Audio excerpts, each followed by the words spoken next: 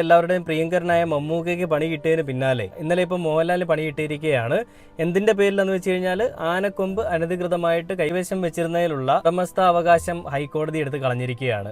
ഈ ആനക്കൊമ്പ് മോഹൻലാലിന് ഈ പറയുന്ന അനധികൃതമായിട്ട് കിട്ടിയതല്ല, മോഹൻലാലിന് അല്ലാതെ കിട്ടിയതാണെന്ന് മോഹൻലാൽ വാദിക്കുകയും അത് കേരള സർക്കാർ, നമ്മുടെ സംസ്ഥാന സർക്കാർ കേന്ദ്രം നൽകിയ അനുമതി അത് ശരിവെക്കുകയും മോഹൻലാൽ ഉടമസ്ഥാവകാശമുണ്ടെന്നുള്ള ഒരു രേഖയാണ് ഹൈക്കോടതിയിലേക്ക് സമർപ്പിച്ചിരുന്നത്. 2012 കേസിനാസ്പദമായ സംഭവം നടക്കുന്നത് നിങ്ങൾ മനസ്സിലാക്കണം. ഒരു പിടിപാടും ഒരു പണവും ഇല്ലാത്ത ഒരാളായിരുന്നെന്നുണ്ടെങ്കിൽ അന്നേ അവനെ പിടിച്ചകത്തിട്ടേനെ. ഇത് മോഹൻലാൽ ആയതുകൊണ്ടും ഈ പറയുന്ന സമൂഹത്തിൽ വലിയൊരു വാല്യൂ ഉള്ളതുകൊണ്ടും മോഹൻലാലിനെ വലിയ രീതിയിൽ കരുവാക്കാതെ മോഹൻലാലിനെ നൈസായിട്ട് സംസ്ഥാന സർക്കാരും കേന്ദ്രവും എല്ലാം കൂടി സഹായിച്ച് ഇങ്ങനെ മുന്നിലേക്ക് കൊണ്ടുപോകുമായിരുന്നു.